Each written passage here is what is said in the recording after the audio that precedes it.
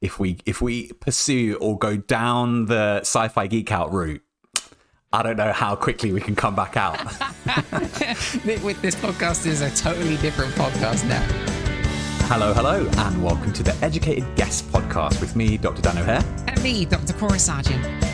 Where two educational psychologists reveal how little they really know.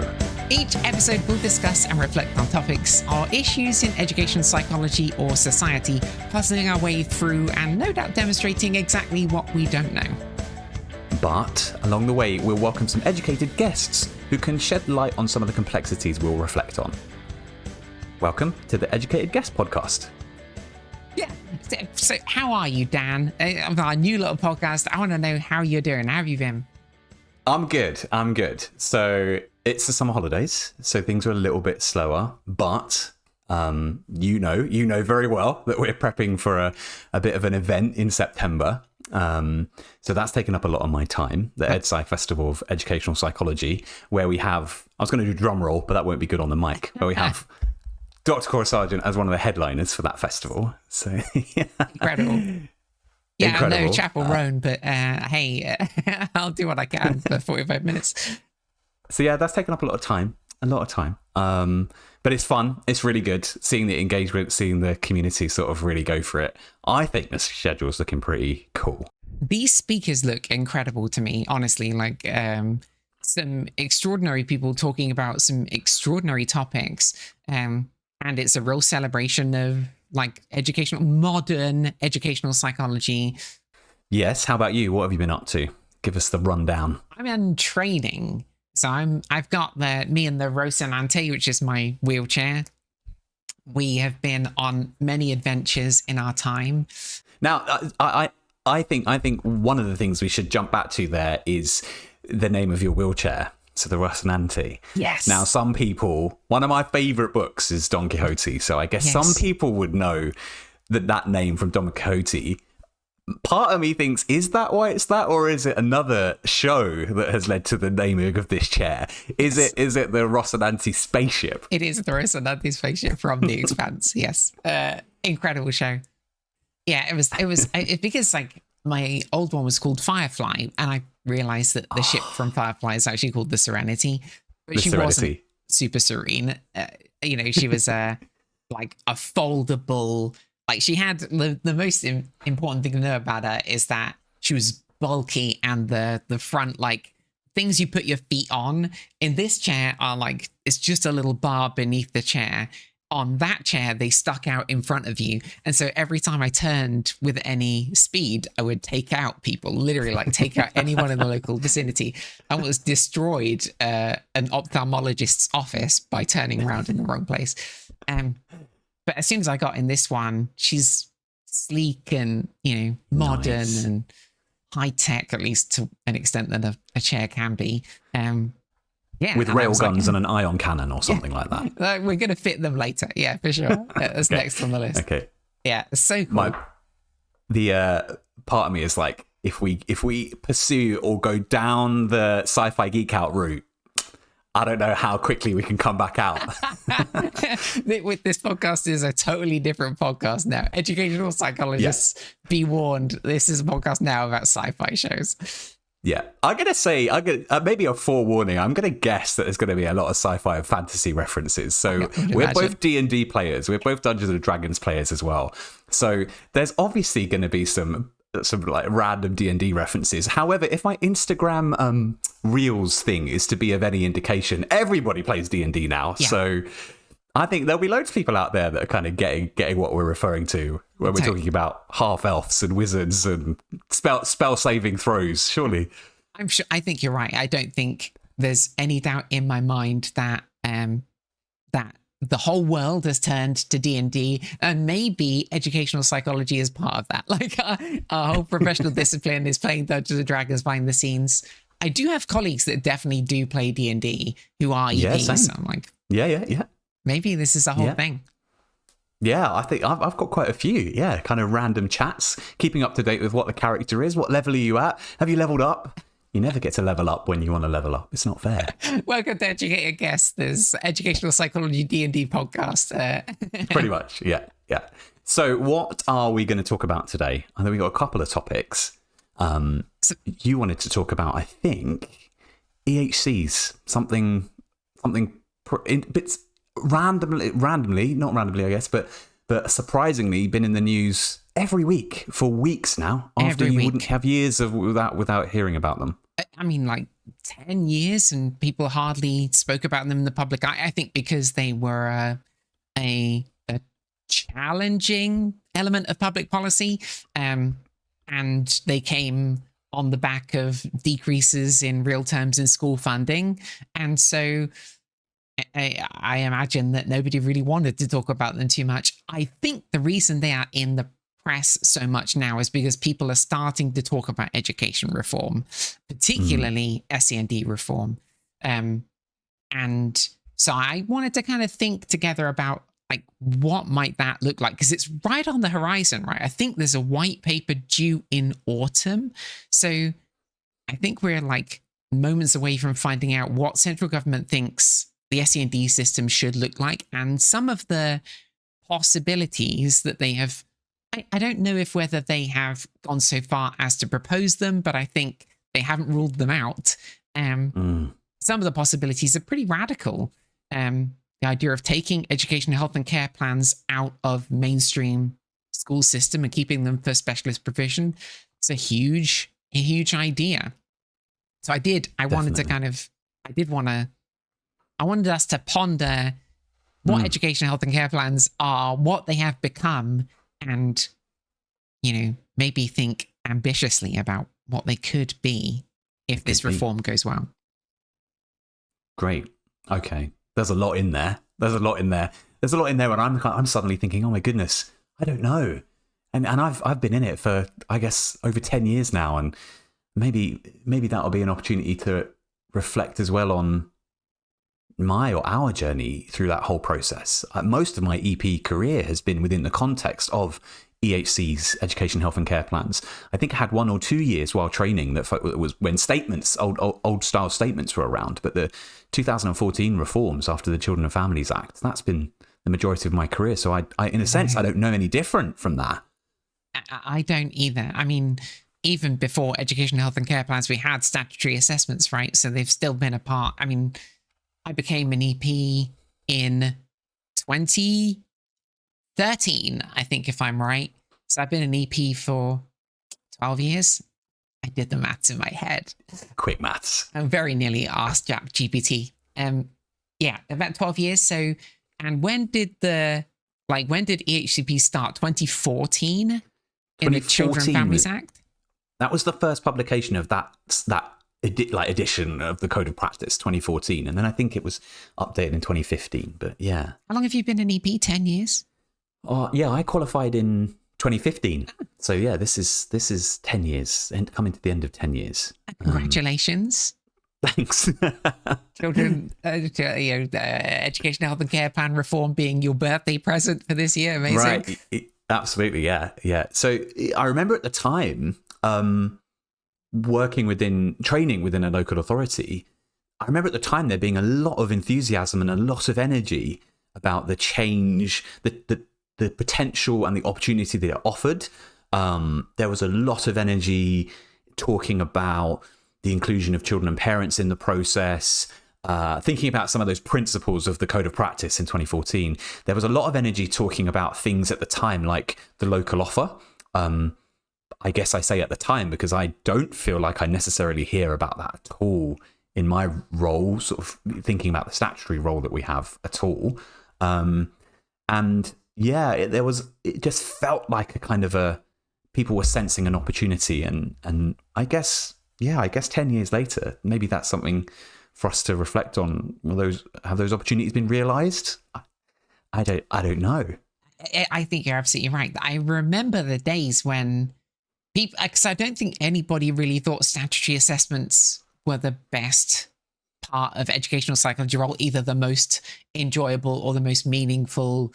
I mean, they had their role. They were important to make sure that children and young people got access to the support that they needed. But I remember educational psychologists talking about the potential for reform to be like giving us the chance to change educational health, like the statutory assessment process, to being multidisciplinary, like to being one where we invite all the professionals that are involved into it, like the meetings together, all come around the table, all think together about how we can best support this young person and then get the funding needed to support them.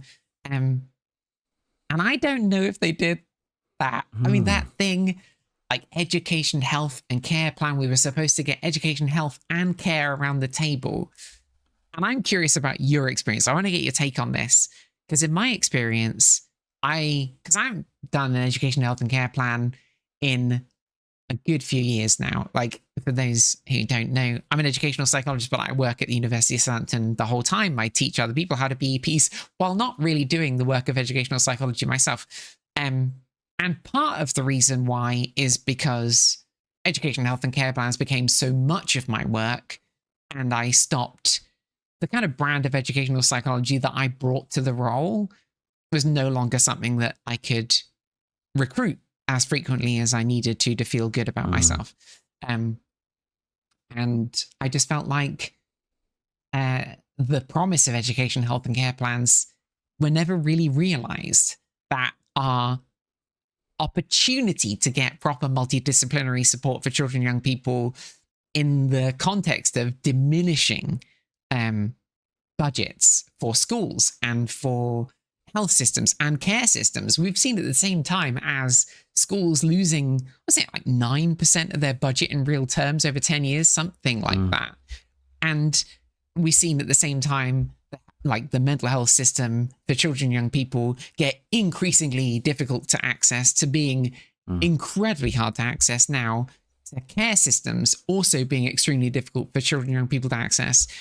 So at a time when we had the opportunity for multidisciplinary support in a world where there just wasn't enough funding, multidisciplinary support, to my mind, kind of died a death. I want to get your take on that. What is your experience? Hey, I think I'm listening and I'm thinking, like, there must be so many colleagues, me included, that like kind of connects with what you're saying. And I guess I was kind of hearing as you were talking this kind of, I don't know, like disappointment, maybe this kind of listlessness. I don't know. That's what I was interpreting as you were kind of describing your experience. And I guess like through EdSci, I talked to loads and loads of different EPs at all different levels, you know, aspiring EPs, trainees, main grades, principals. And I just wonder how much of that experience is reflected across all different stages of our profession, kind of this feeling of what if or what could be. In terms of sort of the multi-agency approach that the education, health and care kind of title suggested at, I think within the local authority that I was working at when those reforms first happened, I think there was probably people energy that wanted to make that happen. Within the context of a new piece of legislation, a new code of practice, brand new principles. And I think my experience was that it kind of happened a little bit in 2014, 2015, 2016, but petered out, which felt weird, and it felt like a bit of a disappointment. I felt like early in my career, I was learning so much from being with those colleagues. So being in these kind of joint, maybe outcome meetings where we were all thinking together with the parent or carer in the room about what this young person should be doing, how they should be doing it, what they might achieve, the types of educational arrangements that might be made. I just remember sitting there as a newly qualified EP, listening to these speech and language therapists and social care and pediatricians, thinking, oh, I'm learning so much. This is such like an opportunity for me to not only understand the various ways we can support children, but what all my colleagues are capable of doing as well. And it really helped me to kind of ascertain what my role might be. I think lots of newly qualifieds think, well, what is the EP role? And I know, there's a lot of writing on the EP role. So maybe to some extent, I was a little lucky in my context that kind of happened at the time, but it did kind of peter out. But I think that's in the context of what you were saying around schools starting to experience the effects of that underfunding, I guess, of their budgets being slashed, local authority budgets being slashed. I remember in 2014, 2015, when I finished an advice that would contribute to education, health and care needs assessment, that would be it. I would have done my advices, and then I would get a next one the next week. When I left the local authority in 2021, I had like a rolling like 18 advices on my list. Really? And I kind of looked back to those like halcyon days of doing one and having it finished. And I guess that's where we start to see maybe schools saying we need more help. We're not able to do the things that we were able to do historically previously. Yes. And that context, I think, is so important.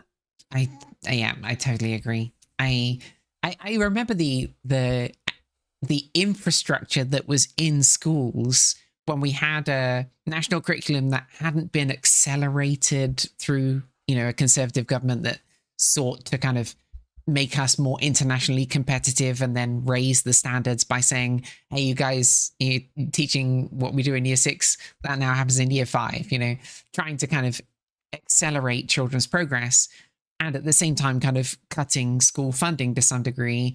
And I remember the days of like where we had the infrastructure of resource spaces, which I know now central government is sort of pondering the possibility that we need these kind of send bases again, which I think are the resource bases of old, which used to be places. I remember the days, Dan. I want to know if you remember this, if this is your experience. I remember the days when we used to have conversations about accelerated progress in resource bases, right? We would draw out a child who was struggling in mainstream schooling. They'd enter into a resource base. We would say they'd be there for like a year, maybe less, maybe a little more, but they would make accelerated progress in that context. And then they'd come back into mainstream schooling. And that concept has just not borne fruit, I think, because the context for children and young people more broadly is so much more challenging than it was. They're falling behind more easily. And once they get into a resource base, their needs are much more significant. They're not making accelerated progress. In fact, I might go so far as to say resource bases struggle to make the same level of progress as a mainstream environment. And I don't think that the context that we have now is one where, we used to have statutory assessments and our depth of involvement would be to be like, oh, let's make sure that we get this young person into a resource base to make accelerated progress. And now it is, well, let's try to understand what's happening for this young person so that we can make sure they don't fall behind any more than they need to. That's, I don't know, for me, the optimism and the that sort of started to squash me emotionally, that concept of and also, I think as part of that, I went from thinking, okay, I need to make sure this young person has as much access to the class teacher as is humanly possible, trying to invite people to use TAs in a sort of very careful way, teaching assistants, try and teach them to do scaffolding well, so they don't do too much for a child, trying to kind of give them opportunity to enrich a child's learning without being the primary pedagogical person in a child's schooling. And then gradually that has changed to, I feel like, I haven't done educational psychology in practice for a little while now, but before I stopped, and I don't think it's gotten better, I think I was getting into conversations where people were saying, well, we need a TA with this child because it's the only way that he will come to school, or the only way that she will be happy in school, the only way that they will at all be able to contribute to the class and be part of education and get something in the book, where their actual learning is now we understand that it's going to take a hit, but it's better that than they fall out of education entirely. Our aspirations have fallen. Well, one of the things that I reflect on as you're talking about that is, so I do statutory work supporting local authorities, writing educational psychology advice. But I'm just trying to think when the last time that I wrote one that wasn't for a child who was not in school. Really? I guess this is the context. We're talking about here about the EHC context and possible policy reforms on that side. But I guess we've talked about, for example, LA and school funding, and there's also this context of the increasing number of children who are not consistently attending school for a variety of reasons. And I am just thinking, certainly the last 4 that I've written across different local authorities, I took a break for a while, so it's not sort of 4 within a month. I guess it's 4 over time. All 4 of those young people, ranging from 5 up to 15, were not in school. And I think that's, maybe there's contextual things there around, I guess, things we've heard a lot about in terms of post-pandemic, the influence of that. This idea of, I know a couple of years ago there was a lot of talk about that kind of social contract being broken, sort of schools and children. And I guess you referred earlier to increasing maybe prevalence of mental health needs for children and young people, and this kind of maelstrom of factors altogether. It really does feel sometimes like, where are we? I certainly don't have a sense of where we're going or where we could go. It feels like I know in the next thing we'll talk about, I'm going to talk about the poly crisis, but it's kind of like, I feel like that's a good word for this discussion as well. All these different factors that are kind of contributing to this. But hey, one of the things that I've seen in the news a lot are articles where parents and carers and charities and advocacy groups are saying, don't take away children's EHCs. I mean, is that in your reading? Is that what's being suggested that's going to happen? It's one of those kind of, I think the government isn't ruling anything out. And I think what tends to happen is that, the press will get an idea, will push a government minister to say, will you rule out this? And the government minister says, no, we're not ruling anything out. And then the paper says they won't rule out.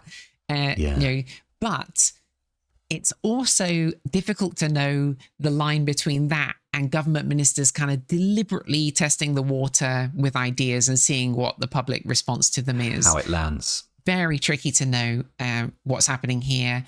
There is a possibility that central government might refrain from using educational health care plans for specialist education outside of actual specialist education, right?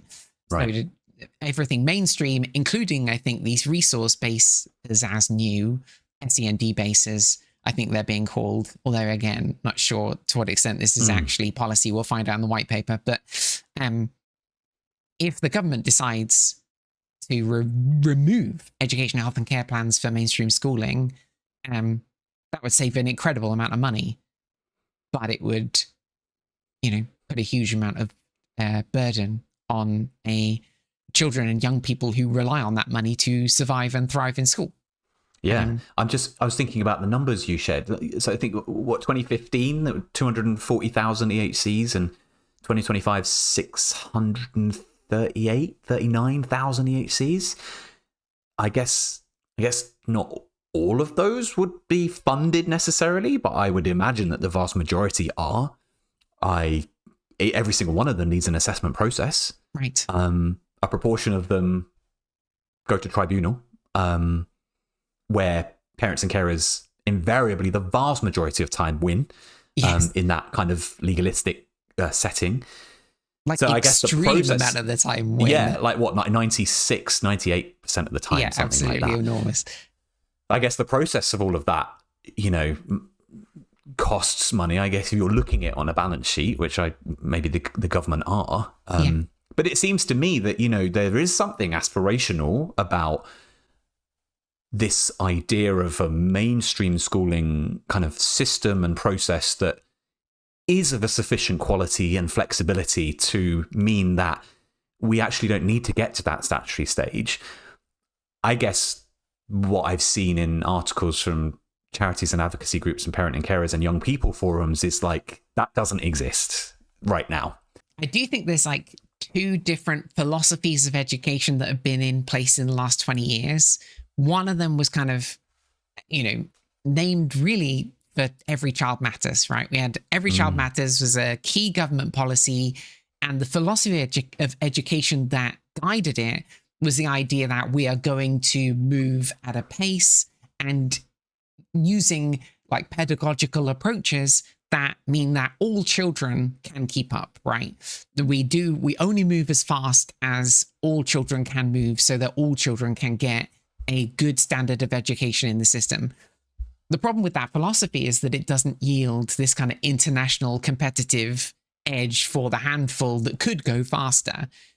And the other philosophy, which is, I think, like a conservative philosophy of education, which was, because the moment the Conservatives got into power, Every Child Matters webpage had a banner across the top of the screen that said, "This is no longer government policy," which was as strong a message as you could get that, we're going to change. Please see the archived webpage. Yeah, absolutely. Yeah, don't go here. So, and then the other philosophy is, well, let's go as fast as we can to make sure that those people who can go that fast are internationally competitive, right? To try and make our system yield humans that are internationally competitive. But the problem with that philosophy is that not everybody can move that fast, and there's some pedagogical approaches that can help people to move faster, but will leave more children behind, right? That makes me want to come back to that in a later episode, where maybe like a focus on inequality specifically, because I think there's such a rich vein there where we can think about the effect of inequality on individuals, but also on societies. Inequality as if it's just some kind of naturally occurring, if we think about like financial, for example, and maybe trying to find an educated guest who can kind of help us work through and understand what causes this inequality, what are the impacts and effects of it, how does it affect, for example, the education system, how does it affect life chances, healthcare, all the things that we all thrive on and that we need. And I think, inequality as a future topic feels like another meaty thing to return to. So I feel like you perfectly led us in to like what I wanted to bring, which is unplanned, listener. So this is not a planned segue, but one of the things that I've been looking at recently and started to get involved with is something called the Climate Courage campaign, which to me has a kind of vision for the future of education. And I guess it's a vision that's grounded within, I guess, the reality of the reality of climate and environmental degradation. So on the one hand, really, really depressing, but on the other hand, a kind of an initiative and a group of people and ideas which do, I think, offer some form of vision which is grounded in kind of emotional awareness, connection, this idea that maybe education should be and needs to be about preparing children for a climate destabilized world where it's volatile, climate emergencies happen, disasters happen. And I wondered if we could reflect a little bit on that, because maybe, I guess, it might, for any EP colleagues listening, feel like something, what's that kind of got to do with us? And I wonder if there's space there for us to think about what is happening in terms of climate, the future, education, children and young people. And maybe we can kind of puzzle through some of that aspect, because this Climate Courage campaign is relatively new, but I think, I think offers a nice framework for thinking about where we might want to take education. So this is one of those moments where I'm going to need to make an absolute educated guess. I don't know what the Climate Courage campaign is. I've not heard of it before, but I'm dead interested. This is clearly a challenge for the young people of today. Anticipating a future has got to be incredibly difficult right now, knowing what that future would be like, knowing what skills they're going to need, the challenge for an education system. So what is the Climate Courage campaign? Yeah, that is a good question. I should have started with that, shouldn't I? Define your terms first. So I think the Climate Courage campaign is at its heart recognizing that education and the way that we do education in the face of a world that is going to increasingly experience the effects of climate destabilization. Education needs to change and adapt to be ready for that. The way that school leadership happens needs to be ready. Staff, staff teams in schools need to be ready. Schools need to be part of the way that we adapt our societies, our infrastructures to be ready for those changes. And I guess our curriculums need to adapt as well. So the context for this, I guess I want to take us back a bit at the context for this, because I guess like what I don't want to do is start to explicate on all this climate science. I'm not a climate scientist, but I think, there are some key things that we need to, I guess, reflect on. We're educational psychologists. We live in the world as well. So this is relevant to us. So 2024 was the warmest year on record, and temperatures reached sort of about 1.53, 1.54 above pre-industrial levels. And I guess what lots of colleagues will know about is this like magic number of 1.5. We can't go above 1.5. Maybe 1.5 is dead. It's gone. Maybe we've already done that. January 2025, I think, was on average something like 1.75 above pre-industrial levels. So, the UK is the planet is heating. The UK is warming. Our top hottest years. The last 3 years have all been in the UK's top 5 warmest on record, and that's from the Met Office. And I guess extremes are increasing. We've had an exceptionally dry summer. I think by mid-July we'd had sort of 3 heat waves, sort of consecutive days above 30 degrees. Sea level rises happening.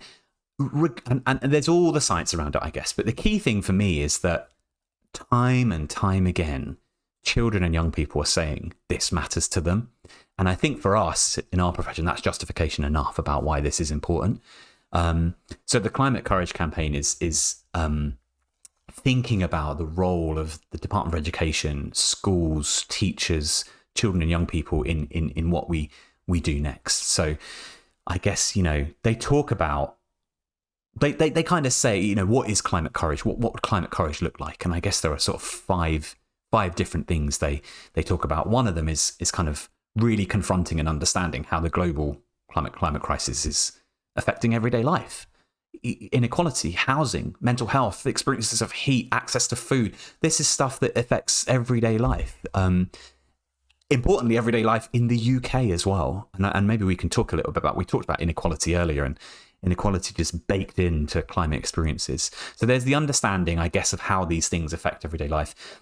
I guess climate courage, what they say is that it also looks like learning how to hear, process and deal with some of these difficult truths about the state of the planet and what that might look like. And that can be collectively, compassionately, maybe in contrast to what you were saying earlier about competition, actually dealing with these sort of climate truths collectively and compassionately.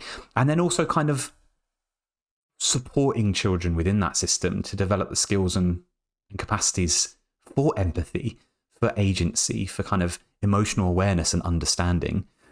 Climate courage is the fourth thing they talk about is fostering connection. And that's connection, I guess, with yourself, with others, with the community and with nature. And through that, I mean, variously, the climate crisis has been described as a crisis of disconnection, I guess, from ourselves, from our planet, that aspect. And then I think when we're talking about the curriculum, how do we make sure that the curriculum is ready for the future? How do we make sure that baked into the curriculum for children and young people from the earliest stages are things like emotional insight, nature connection, systems thinking, the sorts of skills that are absolutely going to be needed in a future, that's likely to be dominated by an increasingly extreme and destabilized climate, which affects us all. So I guess that was a load of stuff there about what climate courage is. And I've taken some of that from their website about what it looks like. But for me, it seems to be a very different way of thinking about the purpose of education. How much we have just had a conversation before about SEND reform has not been on the agenda, how the climate crisis is not more on the agenda and isn't interwoven into the ambitions for education and for every other aspect of public policy. It's kind of shocking to me, that we're in a situation where, as you say, we sort of pushed past the 1.5 degree Paris Climate Accords hope that we would not pass 1.5 degrees. May already be there, which is pretty soon. And And a situation where the climate is not only in a bad place now, which it absolutely is, but history tells us that the climate is only going to get worse from here for the time being. Maybe, I think renewable energy became cheaper for the first time in the UK than fossil fuels for the first time last year. But have we got there quick enough? Will we get there quick enough? Can we preserve the planet from reaching these kind of catastrophic tipping points that look like they're on the horizon? And how do we prepare children in a way that says, you have a future? You have a future. We can think ambitiously, optimistically, and we can prepare you for a world in which these problems are going to become like very mainstream, very commonplace. They're going to be a part of your life. You need to be prepared. So let's prepare there's a massive gap as well. So I guess something like, so I think UNESCO surveyed teachers and kind of said, do you think this is important and should be included? And like 95% of teachers were, yes, it absolutely should. But in terms of asking, like, are you ready? Are you ready to teach this? I think it dropped down to something like 23%. And so there's this big gap between, I think, what teachers and teaching staff see as important and what they feel ready and able to do. And I think the climate courage campaign is kind of looking at that gap and thinking, what do we do? How do we get there? And I guess, what I talked about earlier was how important this is for children and young people. I have worked with at least 3 children where this is a significant concern from schools, i.e. climate distress. Including one who did not go to school because they lived in a rural area and didn't want to get in the car and burn the fossil fuels and thereby go to school. Wow. So, I guess that might be kind of like the more extreme, in inverted commas, level. But it's not something, this isn't, I guess, an extreme concern for children. I just want to read this. I found this in 2021, the Children's Commissioner in England did the Big Ask and the Big Answer, and they talked to 500,000 children. And this is from the Big Answer. As you might expect, across all groups, children want to care for the world they are growing up in, to conserve it and protect it. When children were asked what they were most worried about, the environment was an overwhelming priority. They spoke of concern for animals and the impact of waste created by humans on habitats around the world. Very simply, many felt the same as this 12-year-old who said, if we don't fix climate change, we won't have a future. I mean, what do you do in the face of that kind of... Maybe that's the problem. Maybe the problem is when you talk about emotional honesty, when a child or young person says to me, I'm really worried about the climate, like we're not doing enough, why aren't we doing more? And are that anxious, I don't know if I can say to them anything reassuring that would, because it's a very reasonable, this speaks to me like the height of interactionist psychology, right? The notion that a young person's experience, because it is different from the people around them, because it is, challenging to them, can be perceived by them as somehow their fault, right? That it's a within person sort of interpretation of the problem. Like, why am I so anxious about the climate? Whereas when we hear them say that, the question we ask ourselves is, why isn't everybody else that anxious about the climate, right? Absolutely. And there have been various writers that have said explicitly that the lack of anxiety is the pathology. Yes. I don't want to personally go down there. Well, you're not anxious, so you're the pathology route, that wording itself. Definitely the pathology. Listen, I am the pathology. I'm going to wheel myself into town and go out for drinks with friends this evening. I can put my anxiety about the climate in a box and continue with my life as best I can, making the changes that I possibly can. But, I don't have children, so that gives me a much smaller climate footprint. I like to, boast as if that was the reason I didn't have children, But like, my power to change what is happening globally is so limited that I have to be able to put it in a box. But I can only imagine for children and young people learning how to exist in a world, learning how to build and put that box together. And I don't know. I know. That's often where it ends, isn't it? Yeah. I think it often gets to that end bit where you just think, I don't know. And I guess like that's, for me, I think that's why like I thought it would be, I don't know, pretty cool to talk about this campaign, as I've just kind of got involved and hearing more about it, and just this idea of, I guess the honesty, and I guess that's what children often ask for, the honesty. If they're asking the questions, maybe they're ready for some of these answers. But it did make me think about how some of our previous discussion is framed around the purpose of education, what we're preparing children and young people for, what future we're preparing them for, how we're doing it, what's relevant, what isn't relevant. And I guess part of that is hard because it's going to be such an unpredictable, volatile future.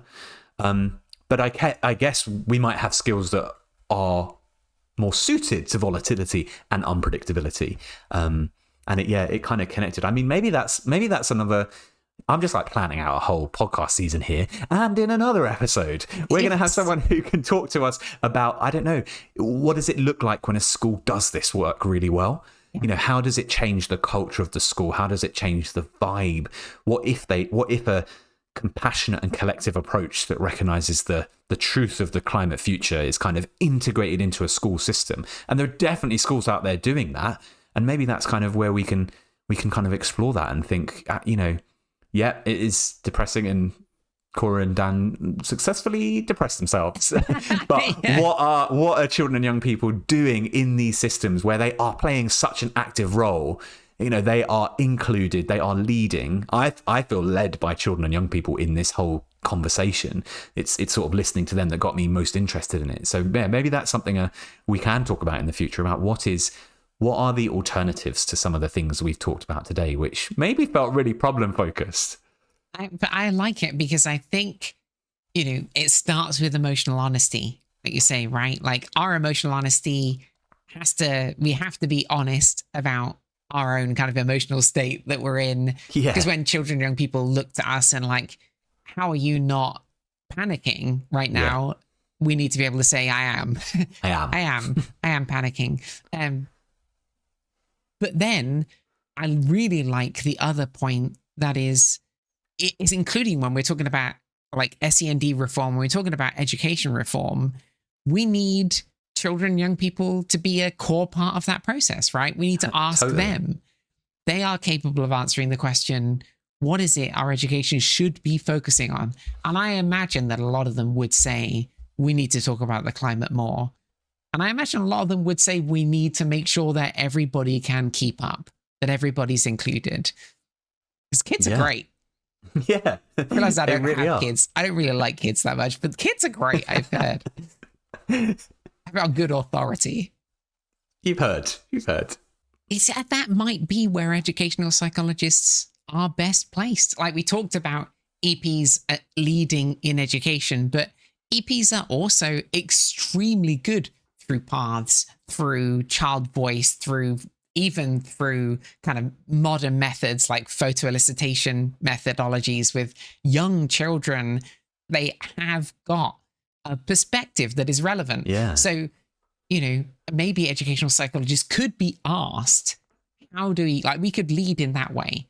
I got excited because that part of my, I love influence and impact and policy work and how we do that. And that is, hey, I'm just going to chuck it out there. That's another future discussion. Like, how do we do influencing policy and how do we do that well? Because I think there's so many EPs that want to do that. Yes. Through walking down the corridor in 20 different schools. What a privilege to be able to pick up the vibe and the atmosphere and the views of children in different communities. And I do think that is a really, really kind of like important space that we can inhabit. But that's all I'm going to say, because if we start talking about influence and blah, blah, blah, I'm just going to go off on one. So we can talk about like influence. It's a future again. Episode. Another future episode. We'll talk about how is it that we could facilitate children being in the room where it happens.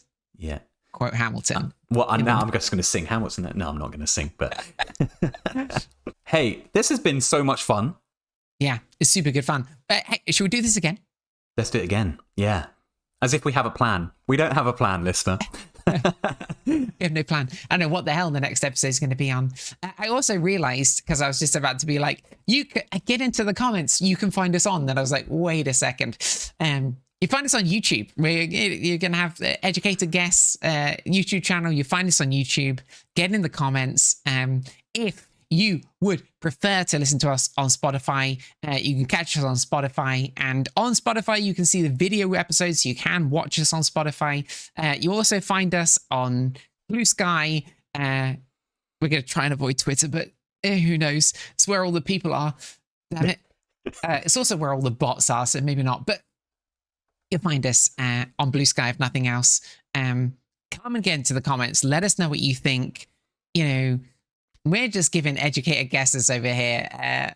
Hopefully, you can help to educate us, and hopefully we can all get educated in the future as we invite like experts in their field, educated guests to tell us about, like, so that we can learn about some of these topics that are so important. Equality might be a priority. No further comments. Absolutely. See you soon. Amazing to see you. See you again soon.